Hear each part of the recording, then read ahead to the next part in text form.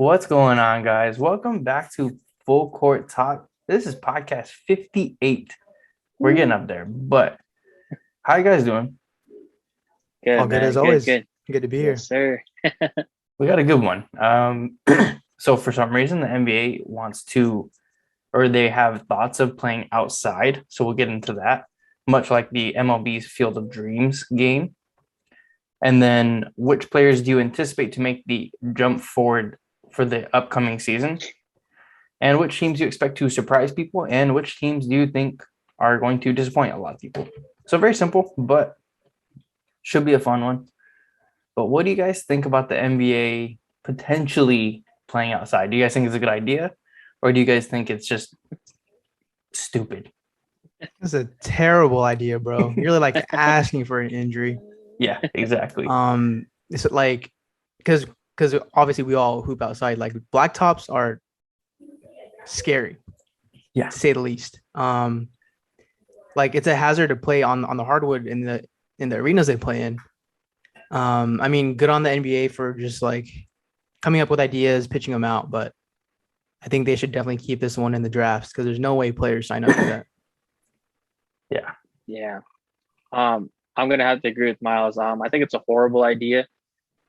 If they choose to go old school and play on the blacktop.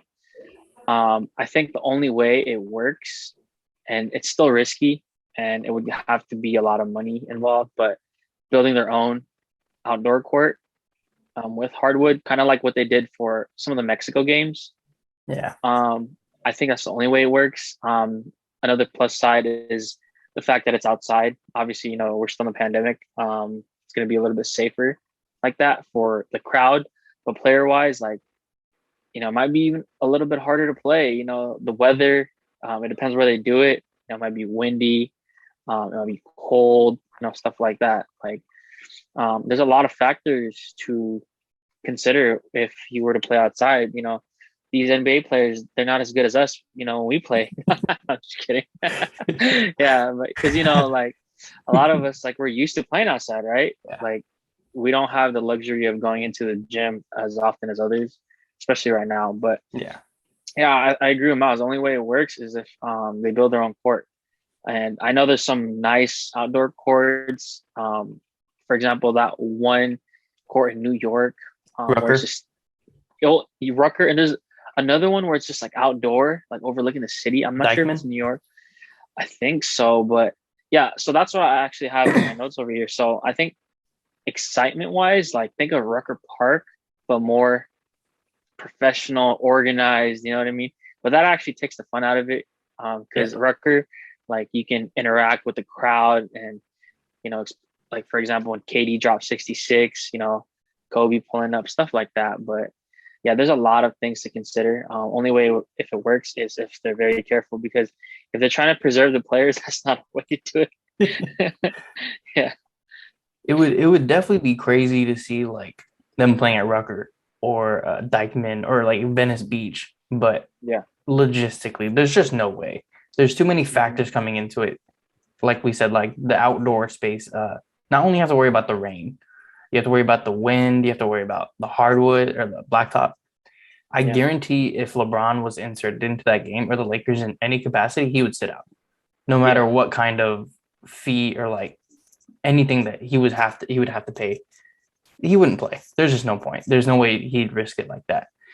And that would be one of the biggest games to sit out because of how well the Field of Dreams game did. I don't know if you guys watched the MLB, but it was one of the most like popular games this whole season. And it ended in dramatic fashion with the walk-off. So it was insane. And it made the MLB a ton of money. But the NBA wants to capitalize on something like that, but there's just no way. Uh, People with knee injuries or like any kind of, you know, like lower body injuries, it's just not going to happen, not going to work. So as cool as it would be, there's just no way it's going to happen. But I don't think the NBA is going to go and build an outdoor court just to play a game. And then what are they going to do with the court? They're not going to use it every season. It's going to get messed up. I think it's a cool pipe dream. And unless you have the perfect conditions, they're not going to play outside. Also, you mentioned it was inspired by the Field of Dreams game. I feel like that's important because baseball needed that. Like baseball is Oh yeah. struggling to gain fans in like younger demographics. The NBA doesn't have that problem. Yeah. Like it's already a global game. Obviously, they have us and like people our age and even younger. So I mean, if it ain't broke, don't fix it. They don't need to do it at all. I feel like. Yeah, and like I think they also mentioned the carrier games, like on the Navy ships where they build a court. Oh That's yeah. cool, but you also have a lot of wind. You have older guys who might get seasick. There's just like it's cool to think about, but the NBA, like Miles said, they don't need it. They make a shitload of money, and I guarantee they made it back all this season. So let's just move on to a regular season and go with it. But on from that, going on to next season, which players do you anticipate to make the jump forward?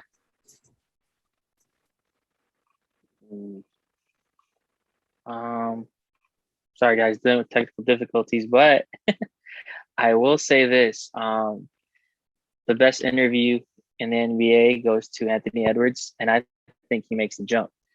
I think he's a special talent. I know he's in Minnesota, and in previous podcasts we talk about how Minnesota, with the exception of KG, tends to, you know, their careers go back a little bit. But I think Anthony Edwards is poised for a tremendous sophomore season. I think he got the tools and he grew 2 inches. So he's pretty much MJ, like you said, right? And then I also have Luca and Ja. Luca just keeps getting better to me. He just needs to work on obviously not complaining as much and just hooping, you know. And Ja is just, I think he's working on his craft. And if he gets that jumper, whew, imagine Westbrook, but better, in my opinion. So those are my three for hopefully fighting for most improved. I went with some kind of quieter names. The first one I have is Karis LeVert. I know he's Ooh. been in the league. He's been in the league for a while now, and he's like fairly known, and I'm a fan. But I feel like last year he had a lot of complications, but despite that, when he was playing, he was hooping. So I feel like with a healthy year, and also the Pacers are a decent team. I think he'll make his first All Star team. And then another name I have in the East also is Colin Sexton, just because the Cavs suck, and he had a good year last year also. So for questions like these, I kind of look for skilled guys on garbage teams. Yeah. Because those dudes put up numbers. Think Kevin Love, Minnesota, like that type stuff. So Yeah. those are my guys. I went with his running mate Darius Garland. I am super excited for him. He had a tremendous season last season, and from what it sounds like, they're looking to build around Darius rather than Colin now. Seems like they're pretty sour on Colin Sexton. He might be included in that Ben Simmons trade, so we'll see how that goes. But I think Darius Garland is a good scorer, good playmaker. I think he's just going to take the step forward this next season. And then my second guy is Gary Trent Jr. I really liked how he looked in Toronto in his after he was traded. Took him a little bit to get comfortable, but after he did, that boy can shoot. And I think he's going to be really good for them because they don't have much talent outside of him, Pascal. Fred VanVleet is good, but I'm just not sure if he's going to be there much longer. It sounds like they're trying to trade him and Pascal. And if you're building around Gary Trent Jr., Scotty Barnes, you're going to look pretty good, I think, for the future at least. And then you also have the guy they got from Miami, Precious Achua. I think he's a good piece to build around as well. And then my last guy, Andrew Wiggins. We expect this every year where he takes this huge leap forward and then becomes someone who is at least worth his contract. He's never going to be worth the max contract, but he was very good for the Warriors last season. He played really well on defense, and offensively, he actually got even better efficiently. He shot 48% from the field and 38 from three, which were career highs. And with Clay being added to the mix, I think it just adds more spacing that I think Wiggins will be able to work with. So I'm hoping that he kind of takes that step forward and he proves everyone wrong and he becomes an all-star. Maybe not an all-star, but I think he's going to be really good. And I'm very excited for this upcoming season for the Warriors. One name I forgot to mention. I'm so sorry. I can't believe I forgot. De'Aaron Fox. I completely forgot about De'Aaron I was thinking Fox. about it too. He's going to be nice. Yeah. Assuming that Sacramento doesn't want to get rid of him, obviously. I wouldn't. It's a smart thing to do. He's the smartest draft pick the Kings have had in a while. So I think he's the only good draft pick in a while. yeah, well, Tyrese. Yeah, Tyrese. Maybe I'm looking pretty good though. I might have been wrong. No, yeah. I'm wrong. But so I mean, Davion Mitchell does look good, and Off Night is a dope nickname. Yeah. But De'Aaron Fox, he is the centerpiece, and I hope they don't give him up for Ben Simmons. But yeah, he's definitely up there. He should be considered. The only trade I'd make if I'm the Kings is sending Marvin Bagley and Buddy Hield. Agreed. Yeah. The idea of trading De'Aaron for Ben is just idiotic to me. Yeah. But I mean, the Sixers want Steph, so we'll see how that goes for them. But on to teams that we are expecting to surprise people. Who do you guys have? Ooh. Go ahead, Myles. This is kind of related to the previous question. Two teams that stood out to me are the Pacers and the Kings. The Pacers have kind of a big three: LeVert, Brogdon, and Sabonis. Only Sabonis was an all-star, but even the team around them, solid. You have TJ McConnell coming back, Torrey Craig signed, Justin Holiday is there, Jeremy Lamb. So, and they have a spot given up in the East because the Wizards are not going to make it. Boston probably will again. So I could see them getting that open spot. And then, the Kings, I don't want to say they're going to make the playoffs. At the very least, they'll be in play-in contention. But they're kind of similar where they have this young group who, they had last year together. Specifically Fox and Halliburton. That's a mean backcourt. And and depending on if they get any deals for either Bagley or Hield, they could be that much better. So those are the two teams that stood out for me. I think the Kings are going to be interesting. But yeah, I think you're right. I don't know if they're going to break through a playoff streak just yet, though. But I think with Indiana, I think Myles Turner is a name to watch too, because he could be on the move as well. Definitely. For me, I don't know if it's because I got caught up in the hype, but the Hornets, they just look exciting. I don't know if they can get that 8 seed, but they're a team that's going to surprise a lot of people. I can see them being top 3 in the East for 16 games and then crashing into reality right after. You know what I mean? But they're going to be fun to watch. I think they're going to surprise a lot of people. They may or may not be back in contention for that play-in tourney. But other than that, the 8th seed is a reach. But at the end of the day, I feel like they'll be better than what most expected. I think a lot of people see them and think of, wow, they're just going to be a lot of lobs and a lot of dunking and a lot of ISO, which may or may not be true. But I think with LaMelo as your point guard, a willing passer, a special passer, and he has offense threats around him, I think the Hornets can definitely make some noise, but not, reasonable noise. And then, so the team that I have disappointing me is I'm not even trying to hate, but the Bulls. I have the Bulls disappointing me.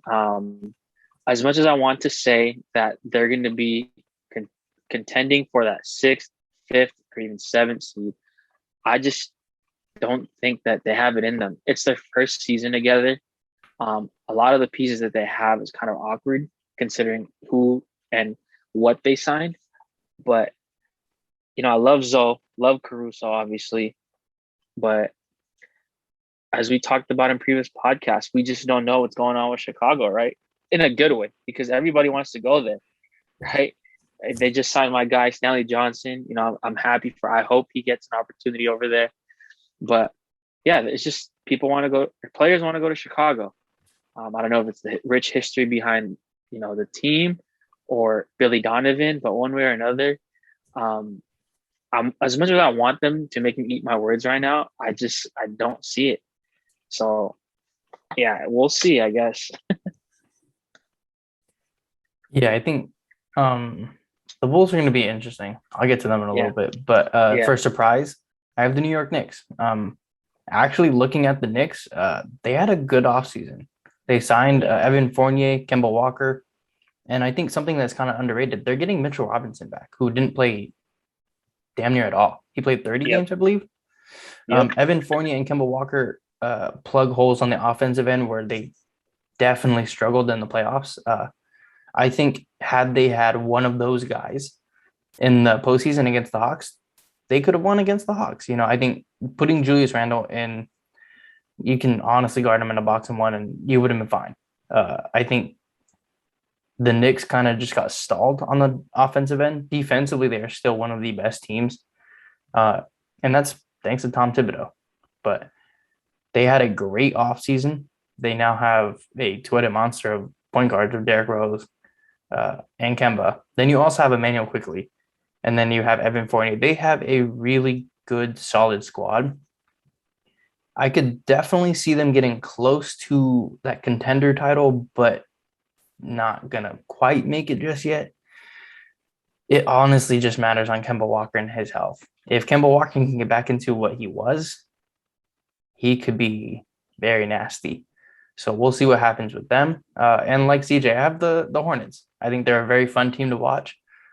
There's a league pass team every season. The Hornets are your league pass team. They had a good offseason. They had a really good draft. James Bouknight and Kai Jones are very exciting players. James Bouknight, obviously a very good one-on-one type guy. And Kai Jones, just a bouncy young guy who can shoot a little bit. So I'm excited for him. Signing Kelly Oubre, I'm not convinced on that yet. That's your guy, man. Tsunami Papi. Tsunami. See, I was really excited when he came to the Warriors, and then he missed like 40 straight threes. So yeah, the start was bad. I think that was historically the worst, but I'm probably overthinking that.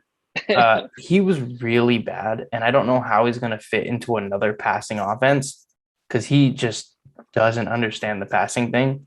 So we'll see how that goes for him. Mason Plumlee is a good, solid backup, although I think he's going to start.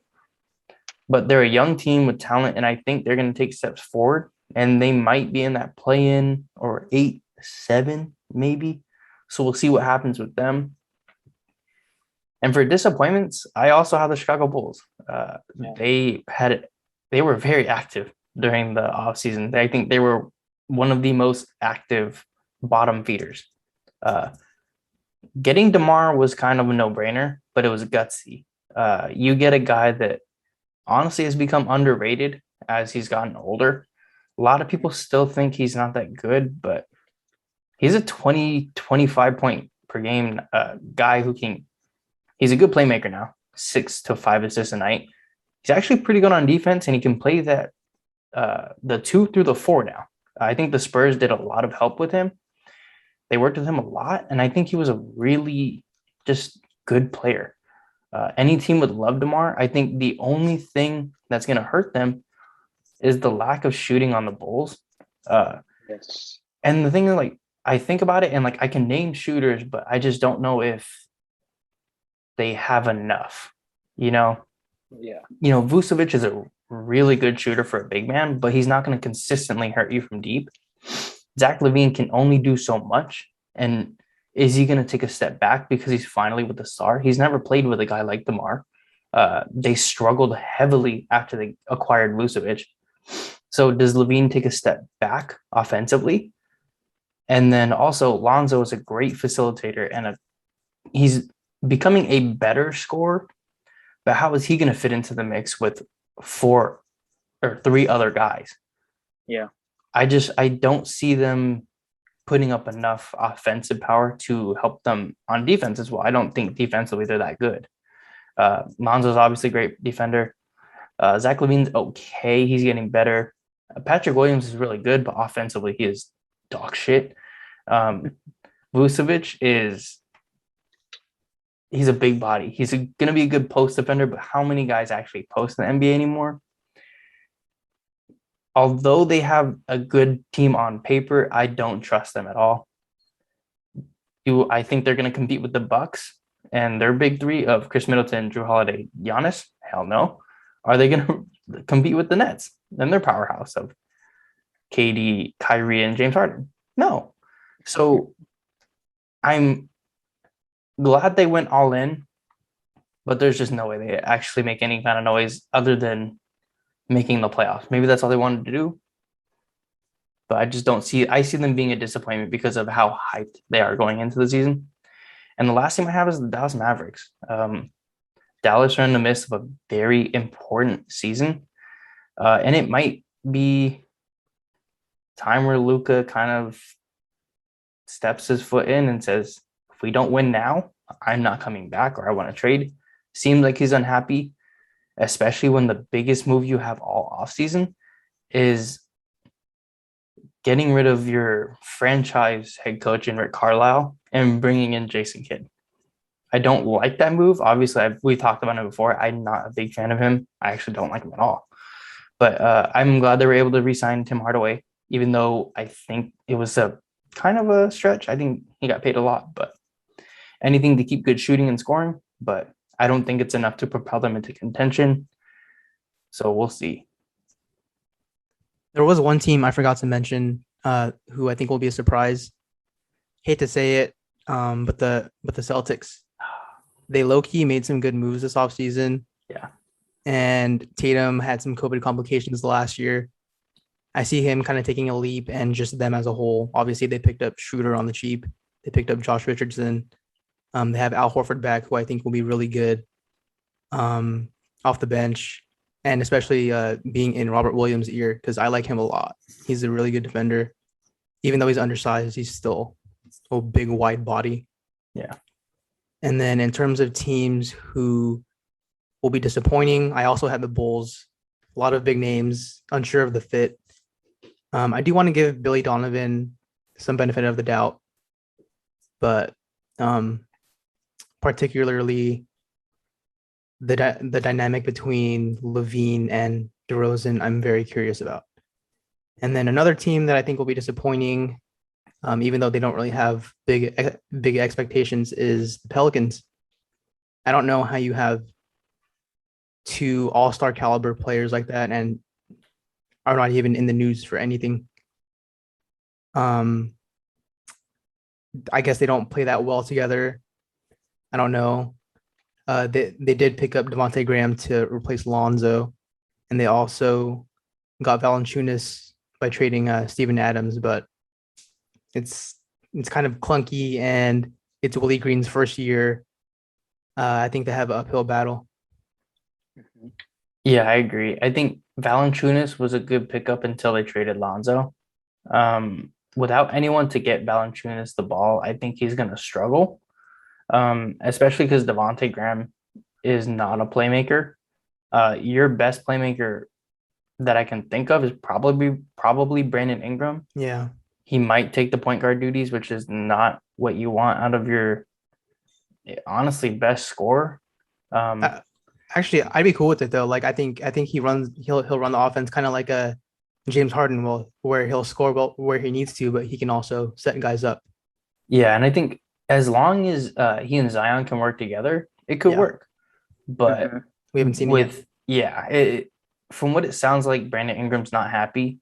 I think he either he wanted a trade or something happened and there were rumors of him wanting out.